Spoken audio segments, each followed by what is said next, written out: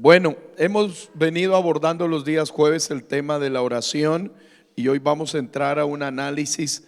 ¿Por qué mi oración no es eficaz? ¿O por qué cuando oro tengo como un concepto de que no estoy cumpliendo lo que Dios quiere en mi vida a través de la oración? Pero hoy vamos a hacer un análisis del libro de Santiago, porque hemos hecho el análisis de esta parte de la Biblia desde otros aspectos. Hoy vamos a estudiar 4 razones de la ineficacia de la oración de los creyentes basados en el libro de Santiago. Y hemos encontrado cuatro razones. Número 1, la oración es ineficaz porque se actúa injustamente. Número 2, la oración es ineficaz por tener corazones engordados. Número 3, la oración es ineficaz por llenarse de impaciencia. Y número 4, la oración es ineficaz por vivir en constante queja. Amén. Diga gloria a Dios. Bueno, vamos a mirar otra vez, le digo otra vez las 4. A ver, número 1, por actuar injustamente. Número 2, por tener corazones engordados. Número 3, por llenarse de impaciencia. Y número 4, por vivir en constante queja. ¿De dónde hemos sacado esos 4 puntos? Del capítulo 5 del libro de Santiago. Amén. Entonces, bueno, cuando nosotros hablamos de el libro de Santiago, nos arroja esta enseñanza muy hermosa. Es un estudio bíblico muy maravilloso. Entonces vamos analizando primero qué es la eficacia. Hágase esa pregunta. Eso, todos, hágase la pregunta. ¿Qué es? ¿Qué es la eficacia? Y vamos a escribir, vamos a analizar la palabra eficacia desde el término original. Y vamos a analizar que hay 2 palabras del idioma hebreo para definir la eficacia. ¿Y por qué hablamos del idioma hebreo? Porque es el idioma en el que se escribió el Antiguo Testamento. ¿Y por qué hablamos del idioma griego? Porque es el idioma con el que se escribió ¿qué? El Nuevo Testamento. Entonces, vamos a analizar la palabra eficacia desde el hebreo y del griego, porque estamos haciendo un estudio bíblico de Santiago capítulo 5, donde dice en el versículo 16, la oración eficaz del justo puede mucho. Entonces vamos a ver qué quiere decir la oración eficaz. Bueno, la palabra eficacia viene del término hebreo koach, con K. Y esa palabra, escriba, ¿sabe qué quiere decir? Fuerza, poder, capacidad. Esa palabra aparece en el Salmo 29:4 al describir el poder de Dios en una acción fuerte.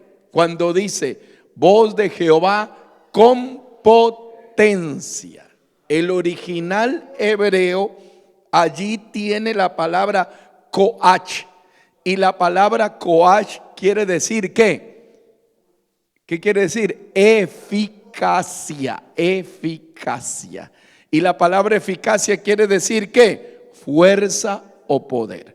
Entonces cuando dice voz de Jehová con potencia, ¿qué quiere decir? Voz de Jehová con eficacia. Entonces cuando usted diga la oración eficaz, bueno, la oración eficaz es la oración que tiene ¿qué? Poder, que tiene fuerza. No solamente decir quiero que Dios me dé todo lo que quiero, no. La eficacia de la oración se basa en el poder de la oración por el poder de Dios a quien clamamos. Diga gloria a Dios. Entonces la oración eficaz, escríbalo, puede entenderse como una oración que tiene fuerza o poder para lograr algo. No la oración sin sentido, sino a quién oramos.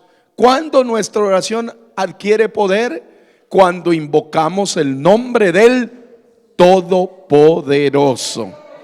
Diga gloria al nombre del Señor. Le voy a dar la otra palabra hebrea. Le dije la primera palabra hebrea. ¿Cuál era? Koach. ¿Qué quiere decir esa palabra? Fuerza o poder. Hay otra palabra hebrea para definir eficacia, porque estamos estudiando ¿qué? La oración eficaz. Muchas veces dicen, la oración eficaz del justo puede mucho, y la repite una y otra vez, pero no entiende. Entonces hoy estamos explicando qué quiere decir la palabra eficaz. En el hebreo original, koach quiere decir fuerza o poder. Ahora le voy a decir el segundo término, asa, A-S-A, asa, con tilde en la A. Esa palabra en su original, ¿sabe qué quiere decir? Escríbalo. Quiere decir hacer, actuar, realizar, y describe las cosas que se hacen con efectividad. La primera palabra, koach, ¿qué definía? Definía el poder y la fuerza. La segunda palabra, asa, del hebreo original, define ¿qué? Las cosas que se hacen con efectividad. Entonces, en ese sentido, en el original hebreo, la oración eficaz viene a ser la oración que tiene poder y la oración que es efectiva. ¿Puede darle gloria a Dios por ello? Bueno, vamos a la segunda parte. La misma palabra eficaz, cuando vamos nosotros, aleluya, al griego original, ahí tenemos relacionado que la palabra griega para definir eficaz, escríbalo, es energeo.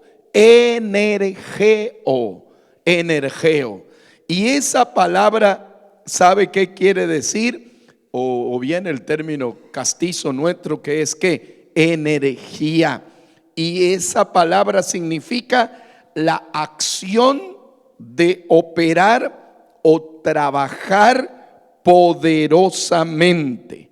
Esa palabra originalmente está en Efesios 3:20. El original de esa palabra está en Efesios 3:20.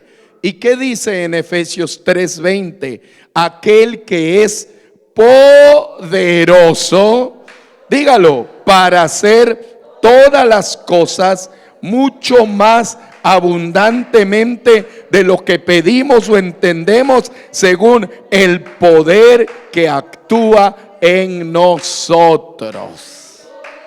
Puede darle gloria al nombre del Señor. Bueno, entonces allí encontramos la palabra que energeo, que significa energía. Aleluya. Y también hay otra palabra griega en el Nuevo Testamento, y esa palabra es ischio. Ischio. ¿Y sabe qué esa palabra significa? Quiere decir ser fuerte para lograr algo. Y esa palabra es la que está en nuestro estudio bíblico de Santiago 5:16, cuando dice la oración eficaz. Entonces, el original de esa palabra griega es ischio, y esa palabra, ¿sabe qué quiere decir? La capacidad para lograr algo. ¿Cuánto le damos gloria al nombre del Señor? Bueno, creo que ahora sí usted ya puede tener claridad para definir la palabra ¿qué? Eficaz. Según sus palabras, hermanos que están aquí, los que siguen esta transmisión, ¿qué es entonces para usted la palabra eficaz? Según sus palabras, dígalo en voz alta el que desee. ¿Qué quiere decir la palabra eficaz? Fuerza, poder, capacidad, energía, resultado, seguridad. Entonces, cuando digo que voy a orar con eficacia, voy a orar con poder, con fuerza, con capacidad, con valentía, con entrega, con resultado, con esperanza. Diga y alabe al Rey de Gloria con un aplauso fuerte si usted lo quiere hacer. Alabanza. Aleluya. Gloria a Dios. Entonces, si digo que todo eso es eficaz, ahora le voy a pedir que usted diga qué es ineficaz. ¿Qué tiene una oración ineficaz? Aleluya. Una oración ineficaz es una oración que tenga debilidad, una oración que tenga imposibilidad, una oración que tenga derrota, una oración que tenga pasividad. Todo eso significa entonces la oración ineficaz. Y hay muchos cristianos que están orando, pero lamentablemente de manera que ineficaz, y no están teniendo problemas con el tiempo de la oración. Hay hermanos que pueden estar orando 1 hora, pero lo hacen ineficazmente. Hay hermanos que pueden estar ayunando todo el día, pero lo pueden estar haciendo ineficazmente. Hay hermanos que quizás se levantan a la madrugada y tienen ese bonito deseo de levantarse, pero no ven resultados porque lo están haciendo ¿qué? Ineficazmente. Pero en esta hora estamos aquí para aprender a orar eficazmente, porque la oración eficaz del justo es la que puede mucho. Diga gloria a Dios. Pero aquí vienen las sorpresas hermosas de esa gran conocida frase: la oración eficaz del justo puede mucho, que los cristianos la conocen de memoria, la recitan y la enseñan, la predican, la cantan y la comparten. Pero vamos a hacerle el estudio exegético de ese versículo. Exegético y hermenéutico. ¿Qué quiere decir exegético? Tomarle el primer sentido. ¿Por qué dice la oración eficaz del justo puede mucho? Vamos a ver por qué está escrito eso. Y el estudio hermenéutico quiere decir por qué o cómo o en razón de qué Dios dijo esto a través del apóstol Santiago. Entonces ubiquémonos en el capítulo 5, el versículo número 1, 2, 3 y 4. Y usted se va a dar allí cuenta de algo. Número 1, ¿por qué la oración es ineficaz? Porque el creyente que ora puede estar viviendo y actuando injustamente. Y mire estos versículos. 5:1, por favor. Santiago 5:1. Vamos a leerlo juntos. Mire esas palabras. Léalo en voz alta. Por las miserias que os vendrán. Hasta el 4. Aleluya. Vuestras riquezas están podridas y vuestras ropas están comidas de polilla. Vuestro oro y plata están enmohecidos y su moho testificará contra vosotros y devorará del todo vuestras carnes como fuegos. Habéis acumulado tesoros para los días postreros. He aquí, clama el jornal de los obreros, léalo, que han cosechado vuestras tierras, el cual por engaño no les ha sido pagado por vosotros, y los clamores de los que habían cegado han entrado a los oídos del Señor. Sí leyó bien, ¿verdad? Bueno, si leyó bien, ¿qué significa eso? Sí lo leyó bien, ¿verdad? Se ríe Juanito. Son 4 versículos. ¿De qué está hablando ahí? ¿De qué está hablando allí?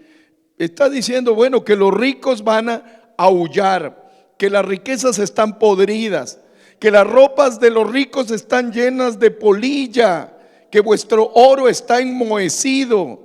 Y dice que habéis acumulado tesoros para días postreros, pero el jornal de los obreros está clamando. Bueno, le voy a explicar a qué se debe. Esto no le está escribiendo a los ricos inconversos nada más. ¿Sabe a quién le está escribiendo? A los ricos que formaron ya parte de la iglesia. Porque esta carta fue escrita más o menos entre el año 48 y 50 después de Cristo, cuando la iglesia tenía unos 20 años. Y la Biblia dice en Hechos 17:12 que así que creyeron muchos de ellos y mujeres griegas de distinción y no pocos hombres. En la iglesia empezó a llegar gente de condición social elevada y hubo un separatismo social en la iglesia. Y Dios permite que el apóstol Santiago, hermano de Jesús, según se cree, escriba esto. Y el problema, aleluya, que detecta Santiago es que habían algunos hermanos de la fe que para orar tenían problemas porque no estaban solucionando los temas de orden justo, porque estaban viviendo ¿qué? Injustamente. No les está declarando un pecado de adulterio, de fornicación, sino de qué. Les está diciendo que no les pagaban bien a los trabajadores. Les está diciendo que habían acumulado riqueza. Les está diciendo que habían acumulado su poderío y que el beneficio era solo para ellos, y que habían puesto su esperanza solamente en lo económico, y que por eso la oración no era ¿qué? No era eficaz ni poderosa. ¿Usted había analizado eso? Bueno, ahí la Biblia lo dice. Y le voy a dar otro dato para que usted lo crea de todo corazón. El apóstol Santiago relata la injusticia social que vivía la iglesia en su carta. Ya en el capítulo 2, versículo 1, mire lo que dice. Sí le está prestando muchísima atención, ¿verdad? Santiago 2:1, hermanos míos, ¿qué dice? Que vuestra fe en nuestro glorioso Señor Jesucristo sea sin acepción de personas. El apóstol dice, bueno, ¿quieren orar eficazmente? Bueno, primero no hagan acepción de personas. El versículo 2, porque si en vuestra congregación, léalo fuerte, entra un hombre con anillo de oro y con ropa espléndida, y también entra un pobre con vestido ¿qué? Andrajoso. ¿En dónde está diciendo? ¿Que entran en el parque? No, que entra en vuestra ¿qué? Congregación. O sea que el problema que se había detectado no era en el mundo, sino ¿dónde? En la iglesia. En la iglesia Dios había detectado ese problema y el apóstol Santiago lo escribe. El apóstol Santiago dice, y por eso es que la oración no se vuelve eficaz, porque tienen problemas de clasismo social. Hay poder en el nombre de Jesús. ¿Y qué dice el versículo número 3? Y miráis con agrado al que trae ¿qué? Ropa espléndida, y decís, siéntate tú aquí en buen lugar, y decís al pobre, estate tú allí de pie, o siéntate aquí bajo mi estrado. No hacéis distinción entre vosotros mismos y venís a ser jueces con malos pensamientos. Hermanos míos amados, oíd. ¿No ha elegido Dios a los pobres de este mundo para que sean ricos en la fe y herederos del reino que ha prometido a los que le aman? ¿Cuántos le dan aplausos al Rey de Gloria? Aleluya. Bueno, alabanzas. Ahí está claramente el Espíritu Santo. Esto no es una doctrina social ni política, no. El Espíritu Santo a través del apóstol Santiago dice, la oración se vuelve ineficaz cuando dentro de nosotros hay trato injusto con las personas de manera distinta. Cuando una persona empieza a tratarlo al otro por su dinero, Si usted dice, no, aquel hermano yo lo trato bien porque tiene dinero, aquella hermana la trato bien porque tiene dinero, ahí el Señor dice, si te pones a orar, cuando vayas a orar, si haces distinción de personas, tu oración se vuelve ¿qué? Ineficaz. ¿Usted se había puesto a pensar eso? Y eso pasa también cuando en nuestra congregación nosotros debemos asociarnos con el humilde, saludar a todos los hermanos, darles un abrazo a todos los hermanos, reconocer a todos los hermanos, estar pendientes de ellos, aleluya. Eso hace que la oración se vuelva ¿qué? Eficaz. ¿Qué dice el Señor para solucionar ese problema? Hay hermanos que dirán, bueno, eso no es conmigo. No, hay personas que no se dan cuenta que a veces tienen ese tipo de conceptos dentro de su corazón, de su mente. Hay personas que a veces para tratar, para establecer, hay hombres que por querer encontrar una novia para casarse buscan condiciones sociales nada más, o mujeres que quieren casarse buscan condiciones sociales en el futuro novio, o su calidad o su manera, o condiciones nada más efímeras, pasajeras. Entonces eso, si una persona se pone a orar y ya está precondicionado de esa manera, la oración no es eficaz. La oración se vuelve ¿qué? Ineficaz, se vuelve débil. Pero miren lo que dice la Biblia para solucionar ese problema. Romanos 12, 16. ¿Qué dice? Unánimes entre vosotros, no altivos, sino que asociándose con ¿quién? Con los humildes. No seáis sabios en vuestra propia opinión. O sea que el Señor le manda a la iglesia que para que nuestra oración se escuche, ¿con quién tenemos que asociarnos? Con los humildes, juntarnos con los humildes, asociarnos con ellos. Si usted cree que su oración últimamente no es escuchada, quizá dentro de la misma congregación hay personas que dicen, no, con él sí, con ella no, con él sí, con ella no. Hay grupos a veces que se forman congregacionalmente por su condición social, y cuando alguien quiere orar y hace clasificación de tema social, esa persona se pone a orar y esa oración no es eficaz porque va a encontrar tropiezo, porque la Biblia lo dice. Mire lo que dice Proverbios 16, 19 para solucionar ese problema de la vida injusta en ese aspecto. Mejor es humillar el espíritu con los humildes que repartir despojos con los soberbios. ¿Sabe qué dice? Es mejor que estés un momento de dolor con un humilde cuando se le murió algún familiar, que estés con él en el velatorio de alguien, que acompañes a una persona humilde que no tenga que brindarte comida, que estés en el banquete de alguien que tenga que brindarte muchas cosas. Eso lo dice Dios por medio de la palabra. Y aquí hay otro versículo para poder acabar ese problema de la injusticia social.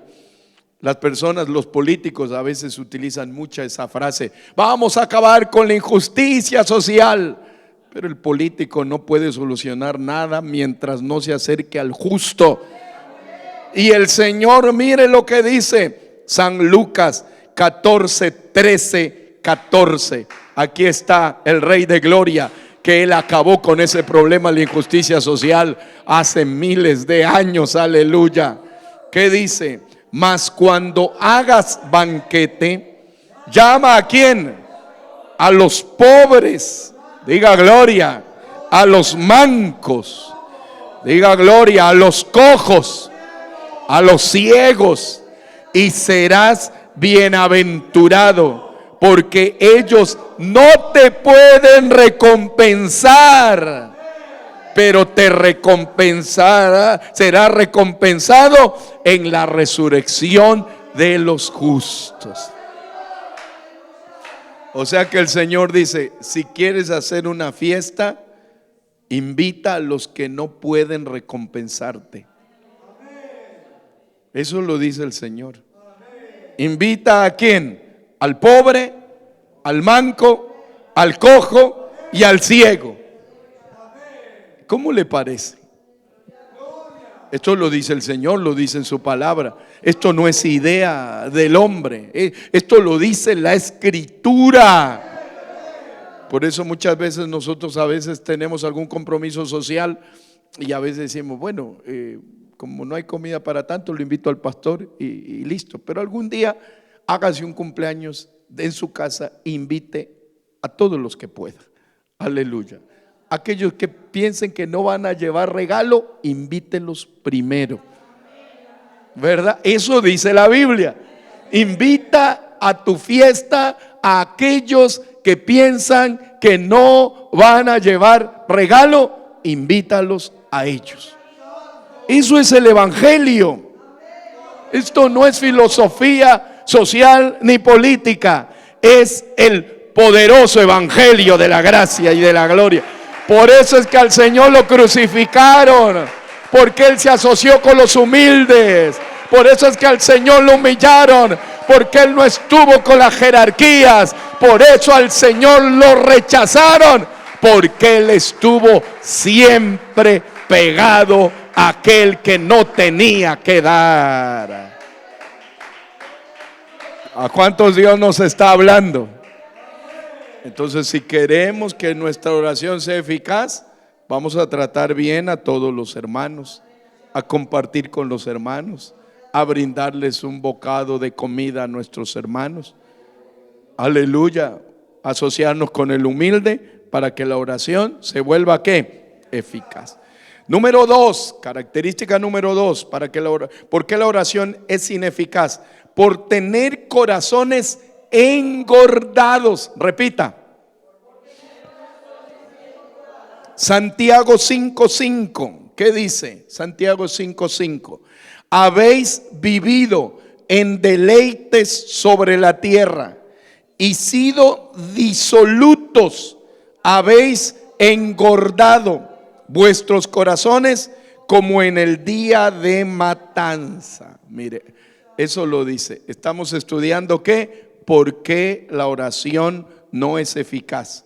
¿Y dónde estamos sacando todos esos antecedentes?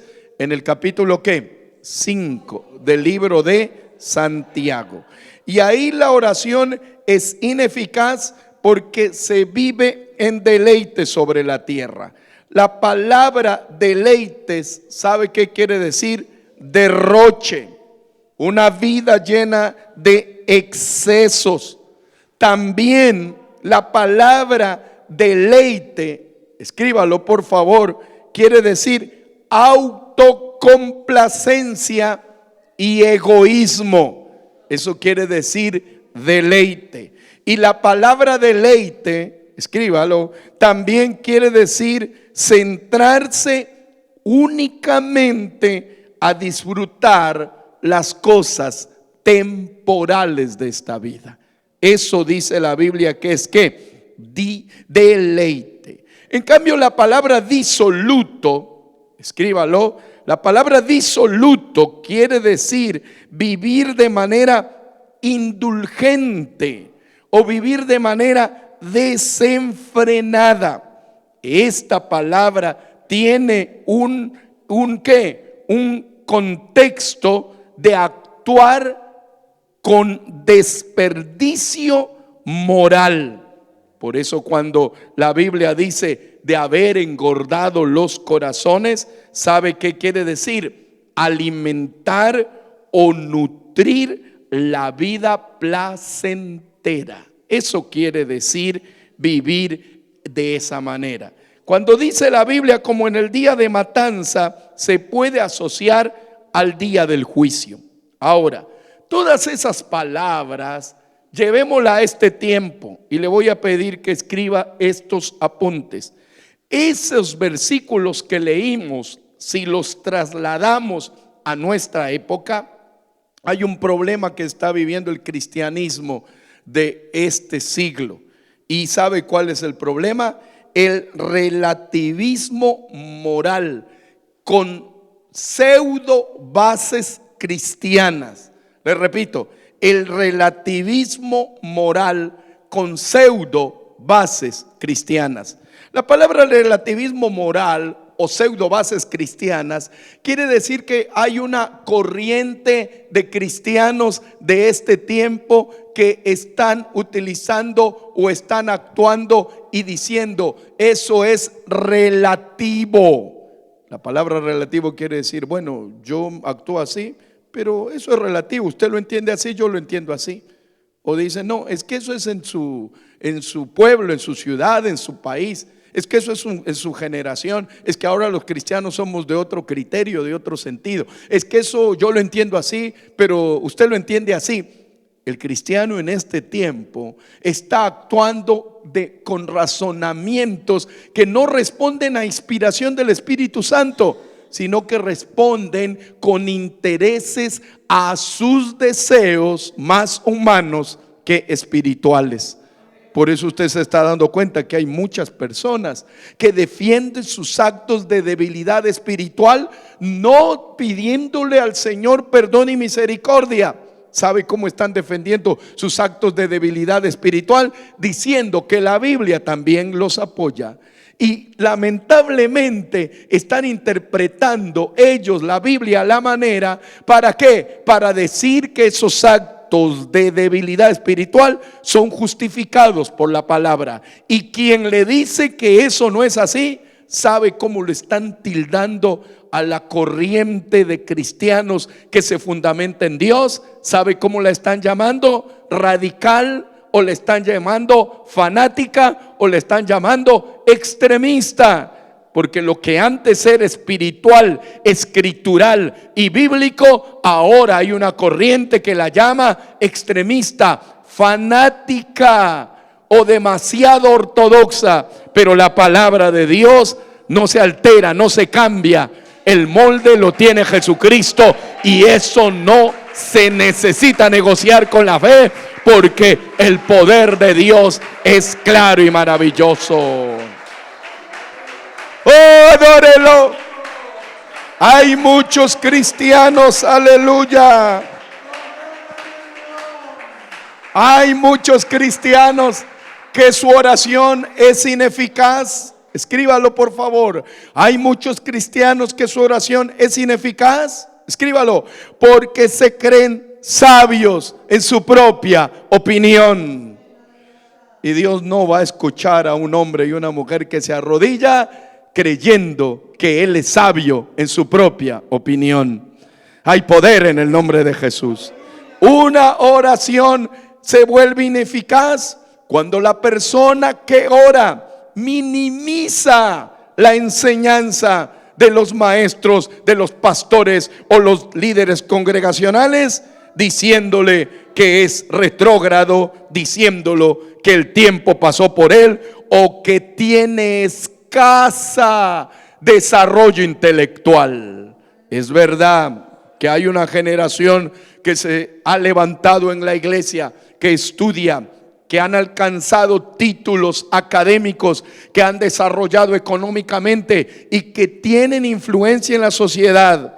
Y muchos de aquellos cristianos todavía se someten a Dios, a la palabra y a los ministros que les enseñan. Pero también se ha escuchado en ciertos lugares que este tipo de cristianos se dejan llevar por lo que alcanzaron, por lo que estudiaron, por lo que tienen o por lo que ellos lograron con su esfuerzo, y se ha escuchado decir: ese pastor o esa enseñanza no me llena porque está limitado en su intelectualidad, porque es una persona que no tiene conocimiento, o porque empiezan a juzgar la enseñanza por la condición intelectual o la condición académica de quien lo expone. Pero quiero decirle que esta palabra tiene algo, y lo que le ha dado Dios a los ministros de la palabra es algo maravilloso, que es el poder del Espíritu Santo de Dios. Hay grandes maestros de la palabra que han mostrado un profundo poder de Dios, como también hay grandes maestros de la palabra que tienen conocimiento académico y han unido el conocimiento académico con el poder de Dios, y allí sale la enseñanza gloriosa que viene de lo alto. Oh, aleluya. ¿Cuántos le dan gloria a Dios? Por eso, escúchelo bien, no minimice la enseñanza. Si su condición económica, social, cultural y hasta étnica, según su opinión, es más elevada, esa oración no va a llegar nunca a la presencia de Dios. Porque Dios no mira a los soberbios, aleluya, sino que el Señor da gracia. ¿A quién? A los humildes. Es que es difícil que Dios escuche la oración de una persona que piense que Él es el más sabio de toda la iglesia. Es muy difícil, pero el Señor sí escucha la oración de alguien que lo hace con el corazón sencillo. Por eso la Biblia utiliza una palabra un tanto fuerte cuando en Apocalipsis 3:17 dice lo siguiente, aleluya, Apocalipsis 3:17, porque tú dices, yo soy rico y me he enriquecido y de ninguna cosa tengo necesidad, y tú no sabes que eres un desventurado, miserable, pobre, ciego y desnudo. Eso le dice a la iglesia de la Odisea. Imagínense qué palabra fuerte. Entonces, ¿sabe qué? El Señor siempre ha tenido una iglesia humilde, porque Él es humilde. Y al decir que somos una iglesia humilde, no estamos haciendo culto a la ignorancia, que no se entienda eso.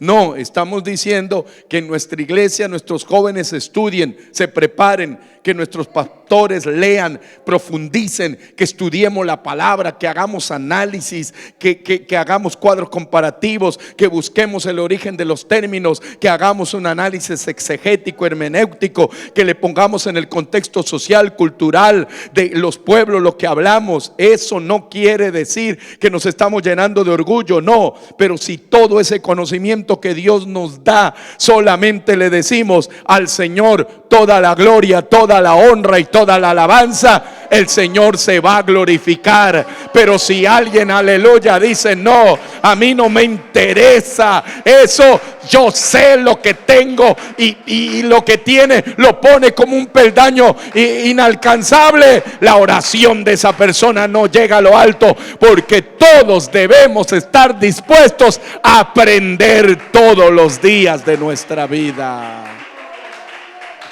¿Cuánto le aplaudimos a Él? Oh, santo.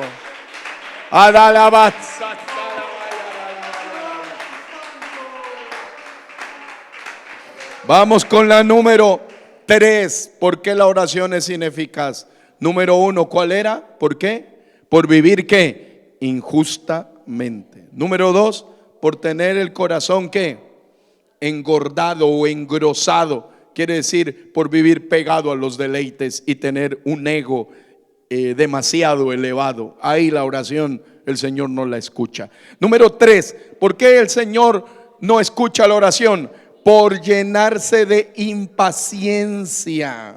Eso está en el versículo 7. Estamos estudiando el capítulo 5 del libro de Santiago para los que recién se están integrando a esta enseñanza. Capítulo 5 del libro de Santiago, el título es ¿por qué mi oración es ineficaz? Y le estamos dando 4 razones. Número 1, por vivir injustamente. Número 2, por tener el corazón engrosado. Y número 3, ¿por qué? Le dijimos, por llenarse de impaciencia. Vamos a leer Santiago 5, 7 y 8. Por tanto, hermanos, tened ¿qué? Paciencia. ¿Hasta cuándo? Hasta la venida del Señor. Mirad como el labrador espera el precioso fruto de la tierra, aguardando con paciencia hasta que reciba la lluvia temprana y la tardía.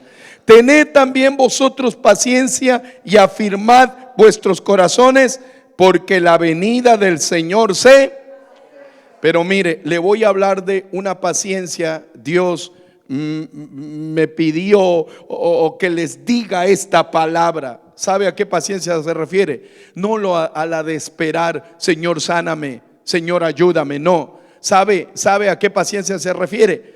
A la paciencia que fue dada por la diferenciación social que existía en la iglesia. Porque el creyente empezaba a tener en la iglesia primitiva afectación con los hermanos que tenían mejor condición social, y eso los volvía impacientes. ¿Sabe por qué los volvía impacientes? Porque ellos empezaron a hacer juicios. ¿Por qué a los ricos de la iglesia les iba bien y por qué a los pobres de la iglesia les iba mal? Entonces ellos empezaron a decir: me parece que Dios no me está escuchando, porque hay personas que piensan que ser pobre es pecado o ser rico es pecado. Y el problema no es ni la riqueza ni la pobreza. El problema es que el rico piensa que su riqueza lo puede hacer humillar al pobre, y el pobre piensa que su pobreza le da el derecho de atacar al rico. Y aquí no hay una lucha de clases sociales, porque en la Biblia siempre hubo gente rica y gente pobre, gente rica que amó a Dios y gente pobre que amó a Dios. Lo que a Dios no le agrada es que el rico crea que con su dinero se compra las cosas de Dios, y el pobre crea que con su pobreza alcanza misericordia. Y eso no es así, sino que Dios quiere que el corazón del hombre esté dispuesto para Él. ¿Cuánto le dan gloria y aplauso? Oh, adórelo. Santo, santo, aleluya. Sí lo vamos entendiendo. Yo creo que esta carta está muy linda. Muy linda. ¿Cuánto la vamos comprendiendo? Personalmente me llenó de mucho gozo ayer que empecé a estudiar y el día de hoy, porque yo, por la gracia de Dios, he predicado esto algunas veces, pero en este contexto no.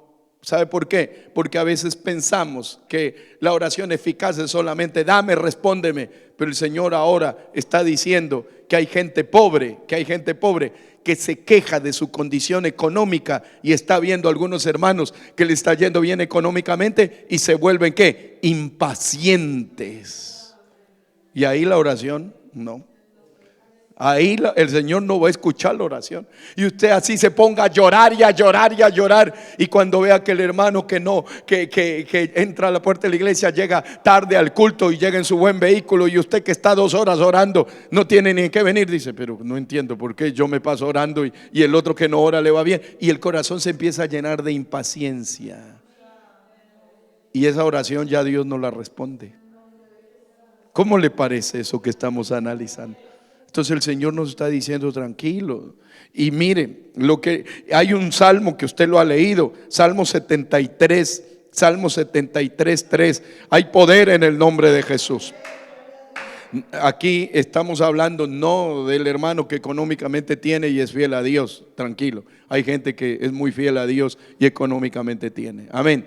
Y hay hermanos pobres que no tienen impaciencia. No estamos hablando de eso. Estamos hablando de las anomalías que se dan en el hermano que tiene dinero y en el hermano que no tiene dinero, y malinterpreta su condición social y la mezcla con la situación espiritual. Vamos a leerlo. Salmo 73, 3.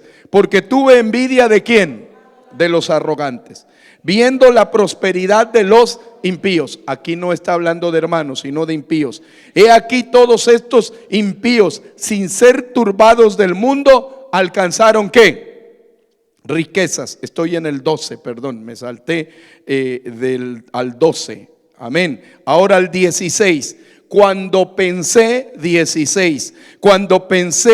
para saber esto, fue que duro trabajo para mí, hasta que entrando, léalo conmigo, en el santuario de Dios, el 17 por favor, comprendí el fin de ellos. Atentos. 18. Ciertamente los has puesto en deslizaderos, en asolamientos los harás caer. ¿Sabe qué? El salmista estaba molesto y enojado porque la gente impía estaba ¿qué? Próspera, y él que guardaba a Dios estaba limitado. Y la Biblia dice que para él fue un duro trabajo, no lo entendía. Pero ¿cuándo lo entendió? Hasta que entró, ¿en dónde? En el santuario de Dios. ¿Qué dicen, hermanos queridos? Entonces, mire, puedo estar orando ineficazmente cuando estoy fuera del santuario. Y allí es que veo la injusticia. Yo no estoy de acuerdo con la palabra injusticia cuando se quiere definir a los actos que provienen de Dios. Y ahí sí hay que tener cuidado. Muchas veces hay hermanos que utilizan esa palabra, pero pienso que no lo hacen con mala intención, pero es bueno que lo aprendan. A veces hay hermanos que le dicen: a ver, hermano, usted le toca ir. Un día le dijimos: a ver, hermano, usted se tiene que ir a evangelizar en toda esta cuadra. Y esa cuadra era muy larguísima. Y a otro grupo de hermanos dijeron: y usted se va por esta cuadra. Y esa otra cuadra era la tercera parte. Y el hermano que iba a evangelizar dijo: qué injusto. Esto sí es muy injusto. Dijo: qué injusto. ¿Por qué ellos que son jóvenes los manda media cuadra y a mí una cuadra? Qué injusto, ¿verdad? A veces cuando un día llegué al templo contento, aleluya, y abrí las puertas del templo y había una hermana que estaba limpiando el templo y ella no sé, pensó que estaba sola y dijo: qué injusto, yo aquí limpiando el templo sola, qué injusto. Estaba limpiando el templo, pero las compañeras no llegaron y estaba sola. Entonces ella decía: qué injusto que es esto. Eso no es correcto. Aleluya. Es una irresponsabilidad de quien no haya ido o algún accidente que no haya ido, pero eso no es injusto. No utilice esas palabras. Injusticia, ¿verdad? O a veces un día estaba un hermano en una confraternidad y fuimos estábamos repartiendo la comida en una confraternidad y él se puso a conversar, a saludar con todo el mundo y les decía a las hermanas: vengan a comer, vengan a comer, vengan a comer. Y el hermano se quedó sacándose fotos, distraído. Y cuando ya le van a dar el plato de comida, le dieron solamente un poco de arroz y ya no había ni ensalada ni carne, un poquito. Y él dice: qué injusto, uno paga y esta es la manera que lo tratan, qué injusto. Y vino y dijo: qué injusticia que hay en la iglesia. Y yo le dije: eso no es así, hermano, no es así. Dijo: no, eso te tiene que hablar, que esto no es así. Y ya quería formar un sindicato allí con hermanos y todo eso. Así no es el reino de los cielos. Hay poder en el nombre de Jesús. Si el reino de los cielos fuese con sindicato y todo, esta iglesia no estaría en pie. Pero el reino de los cielos es un reino glorioso, donde a veces al que no trabaja Dios le da, aleluya, por el poco tiempo que trabajó. Y los otros dijeron: ¿por qué este fue contratado por una hora y le pagan lo mismo y yo que estoy trabajando todo el día? No, esto es injusto. Pero el Señor dijo: yo hago lo que quiero. ¿Cuántos le adoran al Rey? ¿Cuántos están gozándose en la palabra? ¿Cuántos se gozan en la palabra? ¿Cuántos se gozan? Entonces, en el nombre del Señor Jesús, usted, por favor, no se llene de impaciencia. En el nombre del Señor. Número 4 y final: vivir. ¿Sabe por qué la oración no se escucha? ¿O por qué hay una oración eficaz?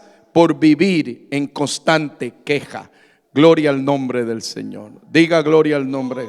¿Cuál era la número 1? Por vivir injustamente. Número 2, con el corazón engrosado. Número 3, por llenarse de impaciencia. Y la final, número 4, por vivir en constante queja. Cuando un creyente vive en queja constante, la oración no es eficaz. ¿Qué dicen ustedes? Aleluya. Creo que esta enseñanza nos va a enseñar a orar mucho. Aleluya. Efesios 5:9. Me da alegría ver sus rostros, y a los que están siguiendo la transmisión no les puedo ver sus rostros, pero seguro estarán ahí también sonriendo y gozando, diciendo: verdad, Señor, Yo he venido orando y tantas cosas que uno tiene que aprender. Y esta enseñanza la preparamos con mucho amor para la iglesia. ¿Qué dice el libro? Aleluya. Hermanos, no os quejéis. Creo que yo escribí mal el texto. Ayúdeme a buscar allí. Hermanos, no os quejéis unos contra otros, para que no seáis condenados. He aquí el juez está delante de la puerta. Eso dice el texto. Hermanos, no os quejéis unos contra otros. Hay poder. Sí, Santiago 5:9. Sí, porque estamos estudiando Santiago 5:9. Entonces, ¿qué es lo que está diciendo el Señor? Finalmente, que nosotros no debemos ¿qué? Quejarnos. ¿Usted ha conocido creyentes que a veces se los escucha quejarse mucho? ¿Sí o no? Sí, creo que es parte de nuestra naturaleza, ¿verdad? Que nos estamos quejando mucho, ¿verdad? ¿Cómo está, hermano? Ay, qué hasta nos quejamos del clima. Uy, qué frío que está haciendo este frío. Ay, qué calor que está haciendo, pastor. Ah, es que este aire, es que esto, lo otro, es que el viento, es que esto, que lo otro. No se queje tanto. No se queje tanto de la vida, por favor. No se queje tanto. Dice, qué caro que está todo, que esto, que lo otro, que la gente, que el tránsito, que las bicicletas, que las motos, que los autos, que todo. Parece que el cristiano siempre está quejándose. Entonces, cuando usted se está quejando y se pone a orar, indistintamente, mire, el Señor le dice, pero si te he dado nueva vida, te perdoné los pecados, te di mi nombre, te bauticé con el Espíritu Santo, estoy contigo todos los días, tienes vida eterna. ¿Por qué te quejas tanto? Hay poder en el nombre de Jesús. Aleluya. Escriba estas ideas. Aleluya. La oración eficaz, escríbalo. La oración eficaz no es una queja. Aleluya. Otra. La oración eficaz no es un pliego de demandas ante Dios. Aleluya. Hay gente que no ha entendido la oración, que un día va a venir con unos letreros y los va a poner unos palitos y va a decir, esto es lo que necesito. No, esto no es el Señor. El Señor no es el presidente de una nación. El Señor es el Dios soberano, absoluto, maravilloso. ¿Cuántos se gozan por esta palabra? Los que salen a las protestas en las calles protestan contra los gobiernos. Nosotros no oramos así. Hay gente que cuando se ora dice, Señor, mira que no me fallo los cultos y por qué me va esto. Señor, mira que yo pongo ofrendas, doy diezmos, primicias y por qué me está yendo mal. Señor, mira que por qué si yo no le hago mal a nadie, por qué la gente me hace mal a mí. Señor, mira que el negocio, que yo soy el más baratero y por qué no vendo. Señor, mira y por qué ese otro que pasa tomando y esto y por qué le va bien. Se empieza a quejar de todo. Y el Señor lo ve y le dice, pero no has entendido. Por eso la oración de un creyente que se queja permanentemente no es eficaz. ¿A cuántos Dios nos está hablando? Yo creo que de aquí en adelante cuando vamos a orar menos queja y más que adoración. Menos queja y más adoración. La oración eficaz es hablar con un Dios juez justo. Orar a Dios no es orar a un Dios sordo de ninguna manera. No, nuestro Dios es misericordioso y muy clemente. Y le voy a dar un dato que le va a servir. ¿Sabe por qué Dios atacó esto de la queja a través del apóstol Santiago? Porque en la iglesia donde se analizó ese problema, los creyentes vieron este clasismo social y empezaron a quejarse. Empezaron a quejarse. Usted ha visto que en las sociedades que no tienen a Cristo, los pobres se quejan ¿de quién? de los ricos. ¿Y los ricos se quejan de quién? De los pobres. El rico dice, esos son pobres porque no trabajan. Y los pobres le dicen a los ricos, esos son ricos porque explotan a los pobres. Esa es la queja constante. Pero en el reino de los cielos no es así. Y que parece que ese problema social se había puesto en el corazón espiritual. Pero espiritualmente, ¿sabe qué? El Señor le dice a la iglesia, no es esto un reino terrenal. La iglesia mía es un reino celestial. Yo la gobierno, la ordeno, yo la diseñé, dice Jesucristo. La bendigo y la guardo. Al Señor no le formamos paros, al Señor no le hacemos sindicatos, al Señor no le hacemos protestas, al Señor no le hacemos levantamientos, al Señor le damos gloria, al Señor le damos honra, al Señor le damos adoración, al Señor le damos exaltación.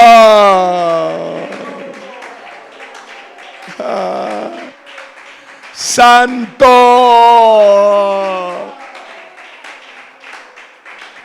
Alabadadadalabaya.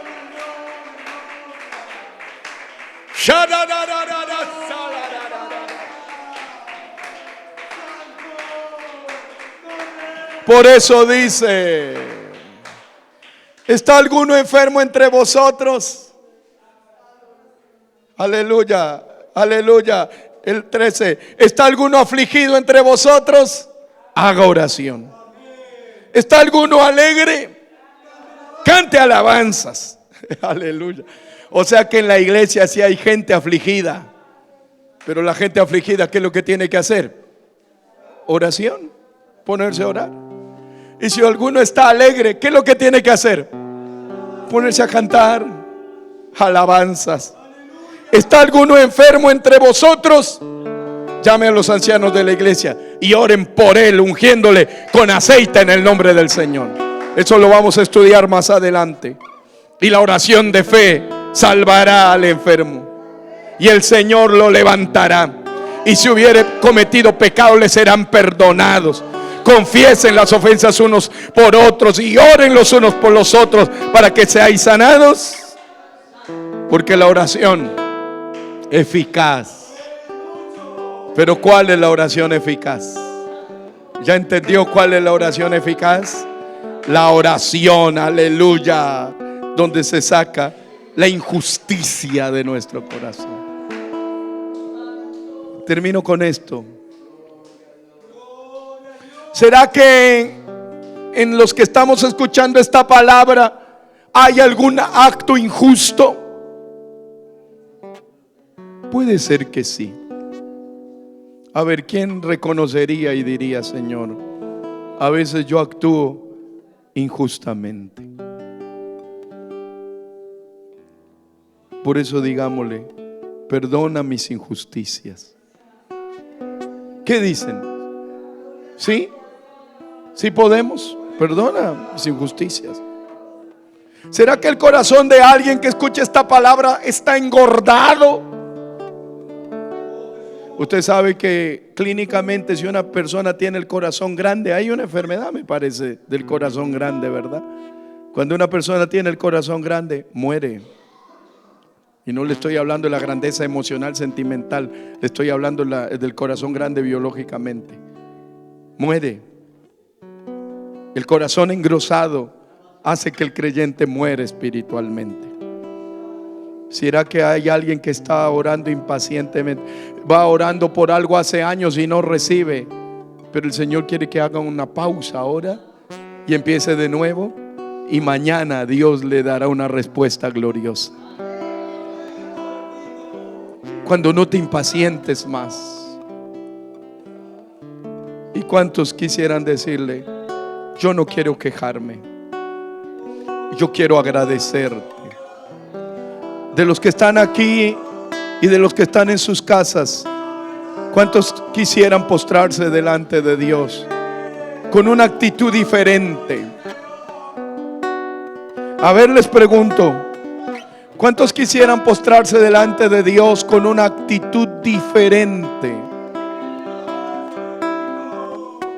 Venga, hermano querido, venga, joven querido. Vamos a orar por todos. por los que están allí en sus casas. Quiero hacer oración por los que están escuchando. Quiero hacer oración por todos los que están aquí. Vengan delante del Señor y doblen sus rodillas. Vengan delante del Señor y doblen sus rodillas. Vengan delante del Señor y doblen sus rodillas. Señor, quizá Dios te ha bendecido y no te has dado cuenta todo lo que tienes. Más te das cuenta todo lo que te falta. Antes, cuando tenías poco, no te quejabas, y ahora que tienes más, te quejas más. Antes, cuando tu negocio era pequeño, vivías contento. Ahora que tienes un gran negocio y tienes muchos empleados, te quejas más. Antes, cuando vivías lleno de dolores, no te quejabas tanto. Pero en esta hora, haz una obra. Te avanzará la bala, blabaralaya. Toma nuestra babasí. Llénanos de tu gloria, Padre. Llénanos de tu gloria. Aplauda la presencia de Dios.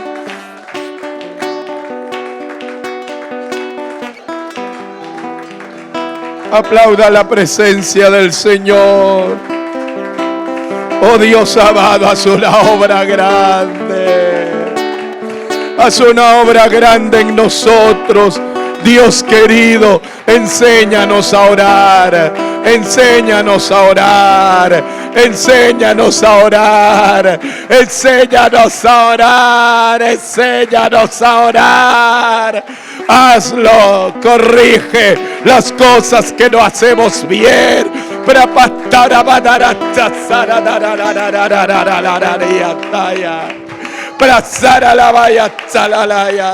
Así alabanzas, aleluya. Te adoramos, te adoramos, te adoramos. Te adoramos, te adoramos, te adoramos. Basta salabara la salabara la bayara la sala la la la la la la la la. Bendice, bendice, sa sa sa sa sa sa sa la la.